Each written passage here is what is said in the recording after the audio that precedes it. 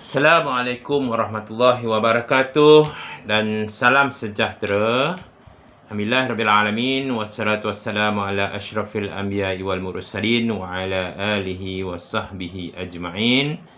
Rabbi israh li sadri wa yassir amri wahlul 'uqdatam min lisani yafqahu qawli.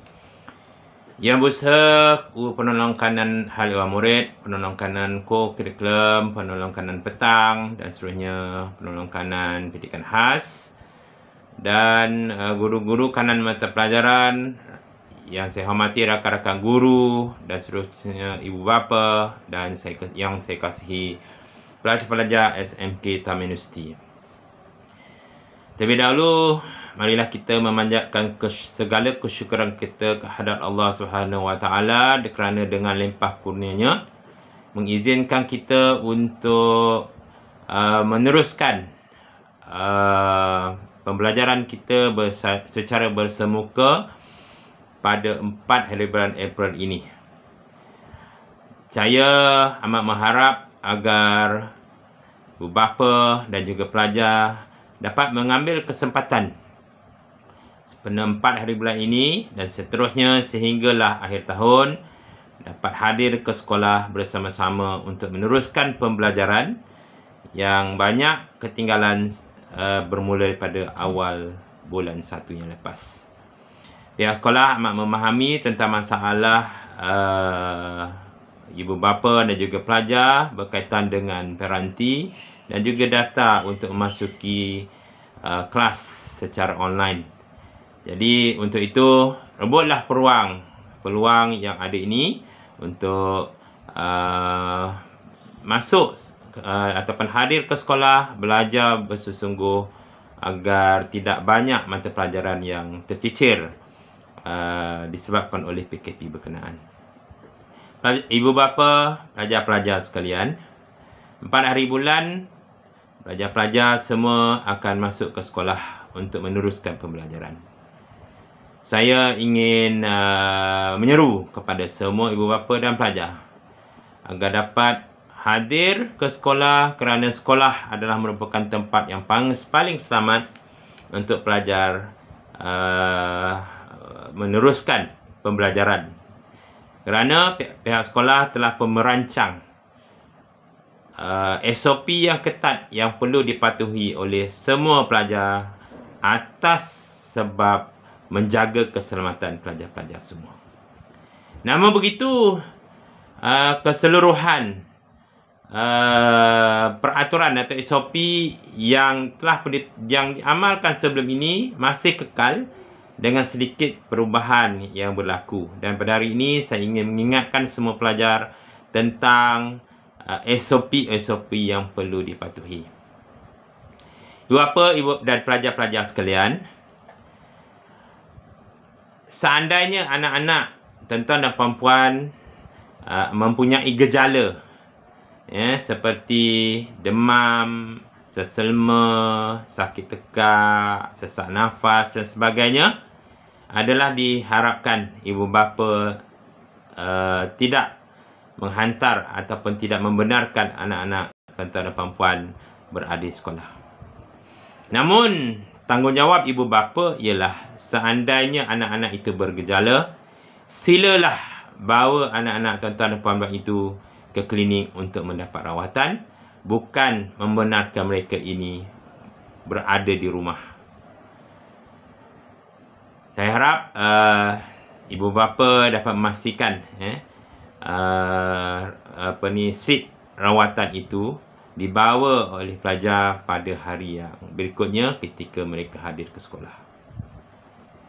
Seterusnya, apabila anak-anak tuan-tuan puan-puan tidak mempunyai gejala dan perlu hadir ke sekolah, ketika anak-anak tuan-tuan dan puan-puan masuk ke sekolah, anak-anak tuan-tuan dan puan akan disaring lagi sekali untuk menyukat suhu.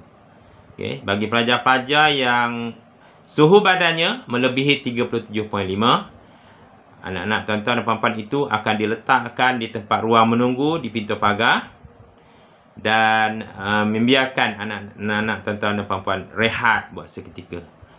Selepas beberapa lama, 5 atau 10 minit, anak-anak tuan-tuan dan puan-puan akan disukat balik suhu badan mereka, dan seandainya suhu kurang daripada 37.5, anak-anak tuan-tuan dan puan-puan akan dibenarkan untuk meneruskan ataupun dibenarkan untuk memasuki kelas masing-masing. Seandainya suhu masih melebihi 37.5, maka anak-anak tuan-tuan dan puan-puan akan ditempatkan di bilik isolasi dengan pengawasan seorang guru, dan selepas itu anak tuan-tuan dan puan-puan akan diminta untuk balik ke sekolah setelah ibu bapa yang dihubungi datang ke sekolah, dan ibu bapa yang berkenaan diminta membawa anak-anak tuan-tuan dan puan-puan terus ke klinik kesihatan untuk mendapat rawatan dan pengesahan. Dan seandainya anak-anak tuan-tuan puan didapati tidak mempunyai simptom COVID-19, maka anak-anak tuan-tuan dan puan boleh dibenarkan untuk masuk ke sekolah semula dengan pengesahan doktor. Jika tidak, anak-anak tuan-tuan bolehlah kembali ke rumah untuk meneruskan rawatan. Seterusnya, apabila suhu anak-anak tuan-tuan puan melepasi ataupun tidak mencapai 37.5, anak-anak tuan-tuan puan akan melalui laluan-laluan yang telah ditetapkan untuk masuk ke kelas. Kita ada membuat laluan-laluan tertentu yang mana membezakan ataupun mengasingkan pelajar-pelajar mengikut tingkatan. Begitu juga dengan tangga-tangga untuk ke kelas. Tangga kelas pun diasingkan berdasarkan blok untuk mengatasi masalah kesesakan ketika beratur menuju ke kelas. Setelah itu, pelajar-pelajar akan ditempatkan dalam kelas dengan penjarakan sosial 1 meter dari seorang pelajar ke seorang pelajar, dan pelajar-pelajar tidak dibenarkan untuk berkumpul, bersentuhan dan sebagainya di dalam kelas. Mereka hanya dibenarkan duduk di tempat duduk yang telah ditetapkan. Pelajar akan berada dalam kelas itu sehinggalah tamat sesi persoalan. Ini termasuklah waktu rehat, di mana pelajar-pelajar yang untuk rehat, pelajar-pelajar dikehendaki untuk membuat tempahan terlebih dahulu. Makanan di kantin. Kita mempunyai pengusaha kantin yang baru. Pengusaha kantin ini telah menyediakan menu-menu yang agak menarik untuk pelajar-pelajar. Kita akan membuka link untuk tempahan itu pada setiap hari Khamis dan akan ditutup pada setiap hari Sabtu petang, dan tempahan adalah untuk seminggu. Dan ibu bapa hendaklah membekalkan wang yang mencukupi berdasarkan tempahan untuk diserahkan kepada petugas-petugas kantin dalam kalangan pelajar kepada pengusaha kantin. Ingat tuan-tuan bahawa tempahan adalah untuk 1 minggu. Dan seandainya pelajar-pelajar tidak membuat tempahan, ibu bapa tidak membuat tempahan dan tidak membayar, maka makanan tidak akan disediakan untuk pelajar-pelajar berkenaan. Pelajar-pelajar yang berkenaan diminta untuk membawa bekal sendiri. Dan seandainya bekal tidak dibawa, maka kantin tidak akan menyediakan makanan tambahan. Jadi saya amat mengharap agar ibu bapa prihatin tentang perkara ini dan jelas bahawa makanan tidak akan dibekalkan oleh kantin kecuali melalui tempahan yang telah dibuat. Seterusnya, pelajar-pelajar petugas-petugas akan membawa makanan tersebut dari kantin ke kelas masing-masing dan pelajar-pelajar akan makan di kantin. Dan saya amat menyeru untuk mengelakkan ramai pelajar yang keluar masuk berlaku kesesakan. Seandainya bekalan makanan dibawa ke sekolah, ibu bapa membekalkan anak-anak tuan-tuan puan dengan sudu agar tangan mereka tidak kotor dan mereka tidak perlu membasuh tangan keluar. Untuk makluman, kita hanya benarkan 2 orang pelajar sahaja keluar dari kelas sepanjang sesi rehat berkenaan untuk menuju ke tandas. Dan ini membuat masa yang agak panjang. Namun begitu, rehat kita telah pecahkan kepada 3 dan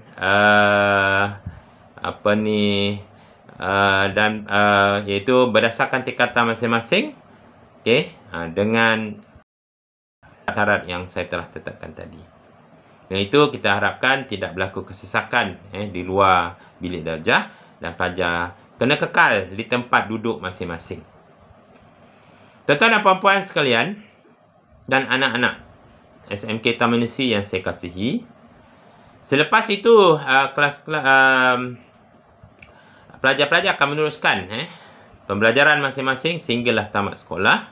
Untuk sesi pagi dijangka sekolah bermula pada jam 7.25 pagi. Kelas bermula 7.25 pagi, tapi dia datang lebih awal, anggaran dalam 7.10 untuk membuat operasi sukatan suhu dan juga untuk pendaftaran dalam jum hadir. Itu juga dengan sesi petang bermula lebih kurang jam 1 petang, dan kelas akan bermula dalam jam 1.45 petang. Manakala sesi untuk balik, sesi pagi akan balik pada secara purata. Ada juga kelas-kelas yang akan balik lebih lambat kerana banyak subjek. Pelajar-pelajar berkenaan secara purata akan balik pada jam 12.30 tengah hari. Dan dengan kemudian untuk pelajar sesi petang tamat persekolahan pada jam 6 suku petang. Dan mungkin ada sedikit perubahan pada semasa tempoh Ramadan nanti ataupun bulan puasa nanti, pelajar-pelajar akan balik ke rumah lebih awal. Jadi untuk pergerakan sesi balik, kita mengamalkan modul berperingkat, di mana pelajar-pelajar akan balik berdasarkan blok, ditetapkan, dan juga berdasarkan kelas pelajar-pelajar. Sebagai contoh, oleh kerana ramai pelajar tingkatan 3 akan balik ke sekolah pada jam 12.30, maka kita akan mulakan dengan blok C. Blok tingkatan 3 akan balik terlebih dahulu, diikuti oleh pelajar tingkatan 4 dan juga akhirnya pelajar tingkatan 5, blok A. Seterusnya, pelajar-pelajar akan dilepaskan berdasarkan tingkat. Contoh, blok C kita akan lepaskan tingkat 1 terlebih dahulu. Habis tingkat 1, kita akan lepaskan pelajar tingkat 2. Dan seterusnya, tingkat 3, minta maaf. Dan seterusnya kita akan habiskan penyuraian berlaku untuk pelajar-pelajar tingkat 4. Dan begitu juga dengan blok-blok yang lain, bermula pada aras rendah sehinggalah aras yang lebih tinggi.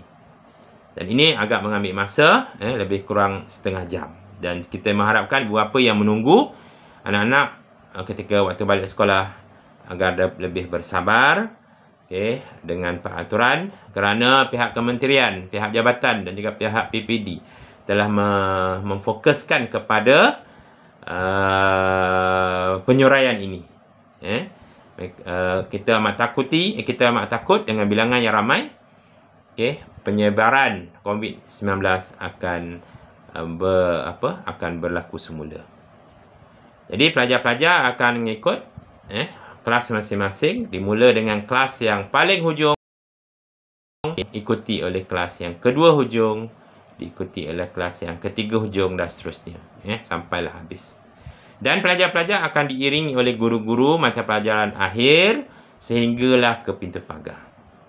Dan ketika pelajar berada di pintu pagar, pelajar-pelajar hendaklah terus bergerak ke rumah masing-masing, tidak dibenarkan berkumpul. Tidak dibenarkan berkumpul, terus bergerak. Yang berjalan kaki terus menuju ke rumah masing-masing. Yang menaiki motosikal terus start enjin motosikal dan bergerak ke rumah masing-masing. Dan pada pelajar-pelajar yang menunggu ibu bapa, kita amat mengharapkan ibu bapa dah bersedia untuk mengambil anak-anak supaya tidak berlaku pelajar berkumpul di ruang menunggu di hadapan sekolah. Jadi tuan-tuan dan puan-puan, dengan konsep penyuraian ini, dan sekolah telah dilabelkan sebagai sekolah hotspot kerana bilangan pelajar yang agak ramai. Jadi mendapat perhatian semua pihak. Jadi amat diharapkan kerjasama ibu bapa agar dapat memastikan anak-anak mematuhi peraturan atau SOP yang telah ditetapkan. Terutama sila pastikan anak-anak tuan-tuan dan puan-puan memakai pelitup muka dan nasihatkan anak-anak tuan-tuan dan puan-puan agar memakai pelitup muka berkenaan sehinggalah sesi persekolahan tamat, malahan mungkin sampai ke rumah masing-masing. Dan diingatkanlah kepada ibu bapa agar menasihati anak-anak sampai saja rumah, mintalah mereka menyejukkan badan seketika dan terusnya mandilah untuk memastikan bahawa keselamatan pelajar-pelajar dari jangkitan penyakit. Tuan-tuan dan puan-puan, inilah SOP yang kita telah rancang dan kita akan laksanakan. Jadi dengan SOP yang ketat ini, dengan perhatian guru-guru terhadap pelajar dan sebagainya, tidak ada sebab anak-anak tuan-tuan dan puan-puan tidak hadir ke sekolah, kecuali dengan yang saya nyatakan tadi, iaitu bergejala. Diharapkan agar ibu bapa memastikan, menasihati, mendorong anak-anak tuan-tuan dan puan-puan untuk hadir ke sekolah supaya mereka tidak keciciran dalam pembelajaran. Dan bagi pelajar-pelajar yang mungkin bekerja dan sebagainya, cukup berhentilah buat seketika untuk bekerja itu. Datanglah ke sekolah kerana dengan pelajaran saja tahap sosioekonomi anda dan juga keluarga akan menjadi lebih baik. Dengan pelajaran sahajalah pelajar-pelajar boleh mendapat peluang pekerjaan yang lebih baik dibanding peluang pekerjaan yang ada sekarang. Pelajar-pelajar boleh membuat kerja-kerja taman itu di luar waktu sekolah. Sama ada selepas waktu bersekolahan pada hari yang biasa ataupun di hujung minggu. Tugas pelajar-pelajar adalah untuk belajar, bukan untuk bekerja. Jadi saya harap pelajar-pelajar hadir ke sekolah, timba ilmu yang sebaik yang mungkin, dan jangan risau bahawa sekolah adalah satu tempat yang sangat selamat untuk pelajar berada dibandingkan pelajar-pelajar berada di luar sana. Dan saya amat mengharap kehadiran kita akan menjadi lebih baik. Dan sekali lagi saya ingatkan bahawa tempahan makanan hanyalah ditempah melalui kantin selama seminggu, dan jika terlepas daripada tempoh tempahan, pelajar-pelajar dikendaki membawa bekal. Jadi saya rasa itu saja daripada saya. Semoga berjaya. Selamat datang semula ke sekolah pada 4 hari bulan untuk meneruskan perjuangan dalam pembelajaran. Terima kasih di atas kerjasama ibu bapa untuk memastikan anak-anak hadir ke sekolah dalam keadaan yang sesuai sebagai seorang pelajar. Pastikanlah anak-anak tuan-tuan dan puan hadir ke sekolah dalam keadaan yang kemas dan mematuhi segala peraturan yang termaktub dalam peraturan disiplin sekolah. Itu saja. Wabillahi taufiq wal hidayah. Wassalamualaikum warahmatullahi wabarakatuh.